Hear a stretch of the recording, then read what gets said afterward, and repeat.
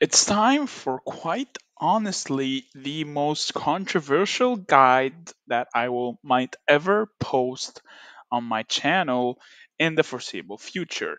It is time for us to discuss the correct and most optimal build for the nightroc. And let me just say, I have been building this pet incorrectly for far too long, and it's time to correct these mistakes.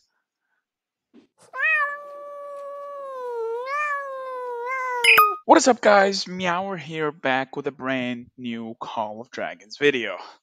So, before we get this video started, this will probably get a lot of pushback from a lot of people, but at the end of this video, and if you listen to all the reasoning, you too will become a believer in the new age and the new ways of building war pets that have completely changed at least my personal perspective on the correct way to approach war pets. So before we get started, big shout out again to both T Shaw, ROE Shaw, and LTS Roni for providing not only the data, the calculations, the guidance, the knowledge, and everything that will be presented in this guide. So big shout out to both of them. They are heroes of the community. With that being said, before we get this guide started, be sure to drop a like. Don't forget to subscribe, and let's go. So, ever since the release of the Nightrock, we have always had the perspective that we should build it to augment Syndrome Fragar. But what if we were wrong completely on the approach that we've been having for the Nightrock, and we should have been building it in a completely different way?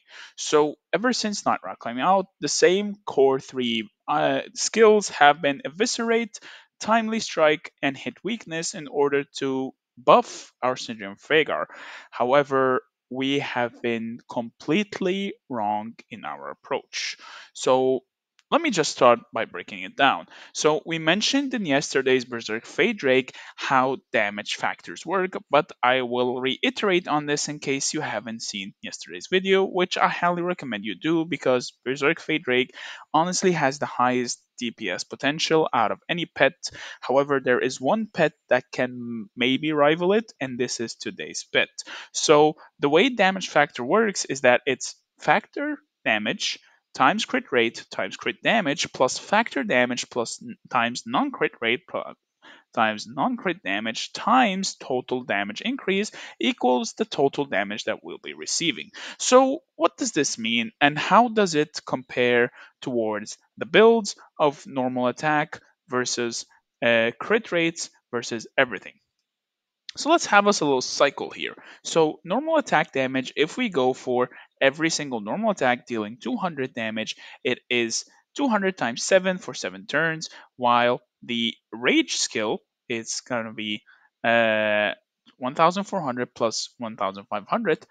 Plus, then we multiply all that and add it up. It gives us a damage factor of 4300 in a single uh, cycle, pretty much, which is a rage cycle. Meanwhile, a fully upgraded golden rock can deal around 4500 factor damage. That is 560 factor damage per pet skill applied. So an 8 skill pet in a perfect world will pretty much deal almost the same damage of an entire legion. So adding Maniac Might to Augmenta March, for example, will only increase 180% to 185%, which is far from adding any value compared to going for a full damage factor build. So where does this fit into Syndrium Fragar? Because we know that Syndrium can crit up to 3 times per turn when we consider Chain Strike. So that's where the math comes in, and I'll try my best to explain it before I showcase the build. We have here by T Shaw, he is still working on it, and this is not the final product. However, it will just be a nice little guidance to help us know which direction we should go for. So this is pretty much using the bare minimum on everything else. Ravage will be dealing 600 damage. A full normal attack build will deal 4680, while This is, of course, from an entire cycle. And of course, Chain Strike will be dealing 208. Fierce Attack might proc, might not proc. It's still not yet complete. And while Chain Strike will be dealing 195. However, if we compare and break down an entire cycle of normal attack and how much damage it deals, it will be dealing 213.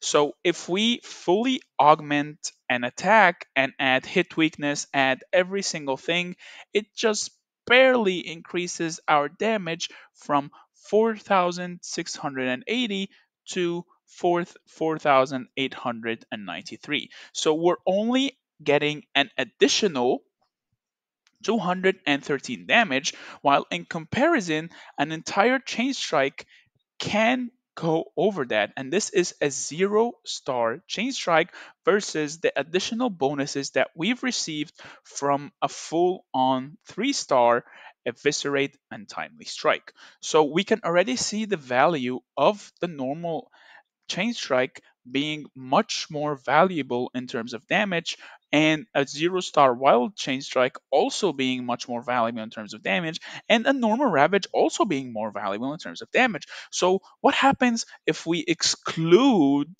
augmenting our March pretty much completely disregarding Eviscerate, Hit Weakness, Maniac Might? We are given this result right here. 5,231 damage factor that can proc just so many times. So, what's the build? The build will be as follows. We will be going for Ravage. We're going to be going for Forceful Ravage. So it's already pretty cheap. We will only need one end of season reward for this build to fully finalize it. We're going to be going for Chain Strike. We're going to be going for Wild Chain Strike. We're going to be completely disregarding Fierce Attack, Super Fierce Attack, and Forceful Fierce Attack.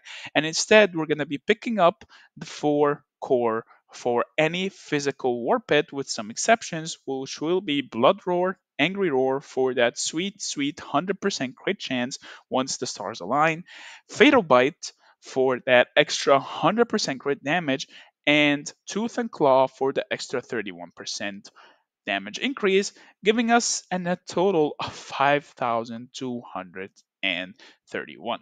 So I personally tried out some pets. I had my friends try out some pets, and the damage differential between going for a full-on war pet damage build versus augmenting our march, going full all in on Warped is actually far more valuable.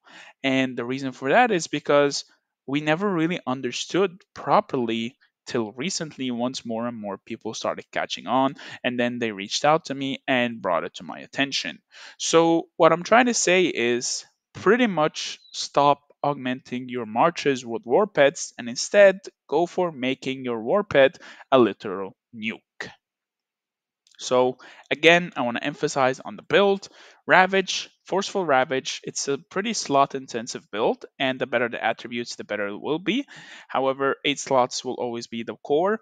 Uh, Even 7 slots will be more than fine, but 8 slots is just too good, especially for Chain Strike and Wild Chain Strike, because we need them so much, especially on Cinder of Rhaegar. And this build can also work on Magret Zeta, because they have the potential to give an even higher damage output, which in turn will play into the pet's damage factor, given how we know damage factor is calculated, because it factors in our own marches size, its damage dealt, and everything in between. So, one last time: Ravage, Forceful Ravage, Chain Strike, Wild Chain Strike, Blood Roar, Angry Blood Roar, Fatal Bite, and Tooth and Claw. Now, do I expect these builds to get nerfed soon? Maybe. Yes, maybe no. There is no really clear way to find out unless we start seeing them become problematic from the amount of people that will be abusing them. But I don't think it will be nerfed just yet, because the developers do want us to start investing more in war pets and experiment more, and they will probably need more data before we are ever in danger of having it nerfed.